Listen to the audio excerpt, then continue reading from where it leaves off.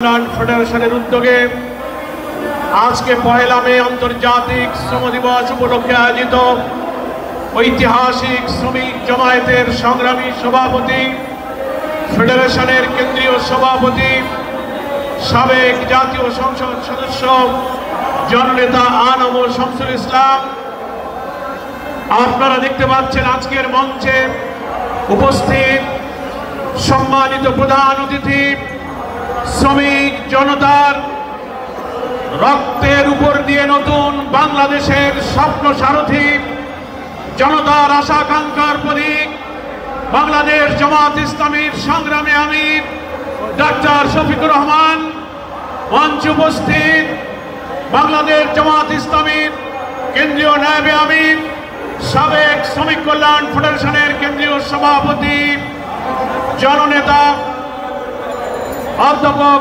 মুজিবুর রহমান, সাবেক এমপি, মঞ্চে উপস্থিত বাংলাদেশ জামাত ইসলামীর সম্মানিত সহকারী সেক্রেটারি জেনারেল মৌলানা রফিকুল ইসলাম খান, হামিদুর রহমান আজাদ, ঢাকা মহানগরী দক্ষিণের আমির, নির্বাহী পরিষদ সদস্য জননেতা নুরুল ইসলাম বুলবুল সহ ফেডারেশনের কেন্দ্রীয় নেতৃবৃন্দ, জামাত ইসলামীর নেতৃবৃন্দ, আজকের এই ঐতিহাসিক পল্টনের সমাবেশে সংগ্রামী শ্রমজীবী, পেশাজীবী, সংগ্রামী জনতা, সাংবাদিক বন্ধুগণ, মহান আল্লাহর দরবারে আজকে অন্তর খুলে শুকরিয়া জানাই।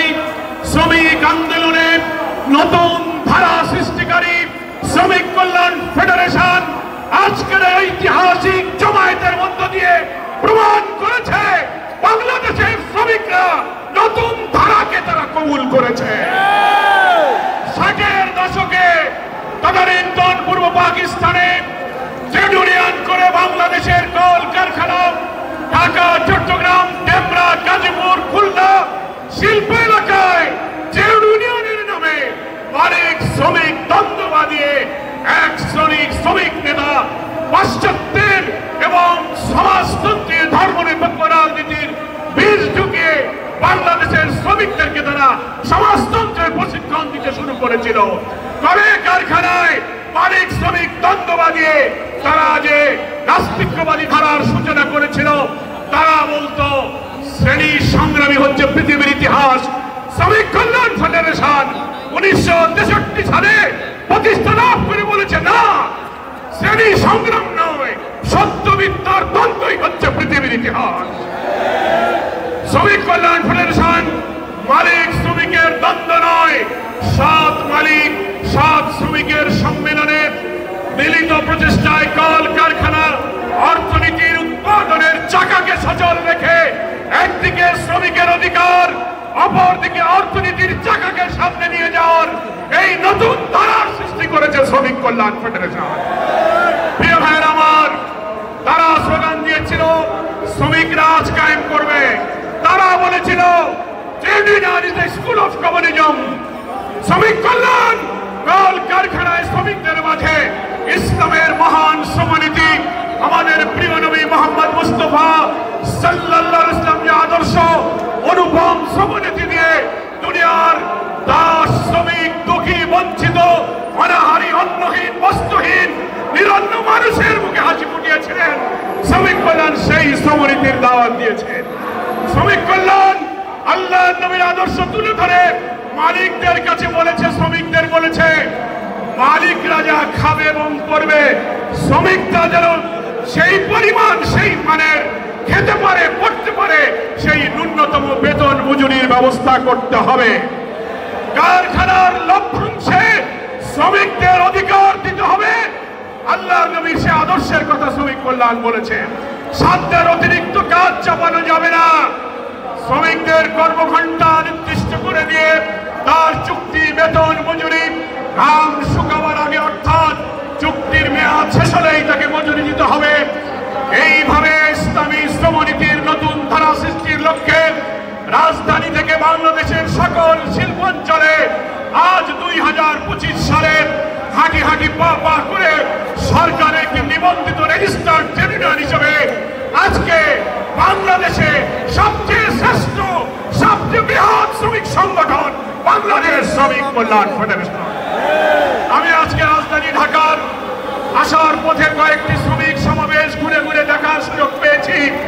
আমি আপনাদের কাছে বলছি, শ্রমিক কল্যাণ ফেডারেশনের এই সমাবেশ, এই শ্রমিক জমায়েত বাংলাদেশের সর্ববৃহৎ শ্রমিক সমাবেশ। এই সমাবেশ প্রমাণ করে নাস্তিক্যবাদী সমাজতন্ত্রী মালিক শ্রমিকদের দ্বন্দ্ব বাঁধিয়ে সমাজতন্ত্রের শিক্ষা দিয়ে দেশকে ভোগবাদী বস্তুবাদী অর্থনীতির চাকাকে ধ্বংস করে দেওয়ার রাজনীতির পাইতে দিয়ে অর্থনীতির অগ্রগতি, শ্রমিকের জীবনমান উন্নয়নের রাজনীতির যে ধারা শ্রমিক কল্যাণ সৃষ্টি করেছে, বাংলাদেশের শ্রমিক মালিকরা সেই ধারাকেই আজকে কবুল করেছে আলহামদুলিল্লাহ। আমি মালিক শ্রেণীকে বলবো, শ্রমিকরা আপনার ভাই। শ্রমিকদের বলবো, মালিকও আপনার ভাই। মালিকদেরকে কাজ না করে যেমন শ্রমিক ঠকাবে না, তেমনি মালিকরা শ্রমিকদের ন্যায্য পাওনা থেকে যেন বঞ্চিত না করে। হাতে হাত ধরে আমাদের এই প্রিয় জন্মভূমি বাংলাদেশ, নতুন যে বাংলাদেশ, নতুন যে ডাইমেনশন, নতুন যে স্বপ্নের দিকে আমরা এগিয়ে যাচ্ছি, সকল কলকারখানায় বাংলাদেশের ট্রেড ইউনিয়ন আইনকে কাজে লাগিয়ে যত শ্রমিক, যত পেশা, সেখানে ট্রেড ইউনিয়ন গড়ে তুলতে হবে। পরিবহন, গার্মেন্টস, সমস্ত শিল্প সেক্টরে পাটকল, সুতাকল, চিনিকল, পেপার মিল, বন্দর, রেল, সমস্ত পেশা ইউনিয়ন করার মধ্য দিয়ে আজ হাজার বাধা বিপত্তির মধ্য দিয়ে শ্রমিক কল্যাণ ফেডারেশন একটি শ্রেষ্ঠ ফেডারেশনে রূপান্তরিত হয়েছে। আমি শ্রমিক কল্যাণ ফেডারেশনকে সেই জন্য মোবারকবাদ জানাই, ধন্যবাদ জানাই। আর একটি কথা বলতে পারি, 60-এর দশকের রাজনীতির অঙ্গনে যখন বামপন্থী ছাত্র সংগঠন, শ্রমিক সংগঠন লোকদেরকে সমাজতন্ত্রের দিকে নিয়ে যাচ্ছিল, তারা বলছিল trade union is the school of communism. শ্রমিক কল্যাণ তখন স্লোগান দিয়েছে, নো, তারা যদি ট্রেড ইউনিয়নকে সমাজতন্ত্রের স্কুল বানাতে পারে, আমরাও আল্লাহর বান্দা হিসাবে ট্রেড ইউনিয়নকে ইসলাম শেখার স্কুল বানাতে পারি। আমাদেরও স্লোগান হবে, trade union is the school of Islam. শ্রমিকদেরকে আমরা ইসলাম শেখাবো, ইসলামের শ্রমনীতি, আল্লাহ দাসত্ব শেখাবো। আসুন মে দিবসের ঐতিহাসিক এই সমাবেশে আমরা শপথ গ্রহণ করি, নতুন বাংলাদেশের লক্ষ্যে কলে কারখানার উৎপাদনের চাকাকে সচল রেখে, মালিক শ্রমিকের সম্প্রীতি বন্ধন অটুট রেখে ট্রেড ইউনিয়ন আমাদের যে অধিকার দিয়েছে, সে অধিকার যেন আমরা পাই। আল্লাহর নবীর প্রণীত ইসলামী শ্রমনীতি কায়েম হবে। কিন্তু মনে রাখবেন, ইসলামী সমাজ, ইসলামের কল্যাণ রাষ্ট্র কায়েম না হলে ইসলামী শ্রমনীতি কায়েম হবে না। কি বলেন, ঠিক কিনা? রাষ্ট্র যদি বাতিল আর তাগুতের হাতে থাকে, আলাদাভাবে ইসলামী শ্রমনীতি কখনো কায়েম করা যায় না। তাই ইসলামী শ্রমনীতির সংগ্রাম, ইসলামী রাষ্ট্রের সংগ্রাম এক এবং অভিন্ন সংগ্রাম। এই সংগ্রামকে এগিয়ে নিয়ে যাওয়ার প্রধান আহ্বান জানিয়ে আমি আমার বক্তব্য শেষ করছি। আল্লাহ হাফেজ। বাংলাদেশ জিন্দাবাদ। শ্রমিক কল্যাণ ফেডারেশন জিন্দাবাদ।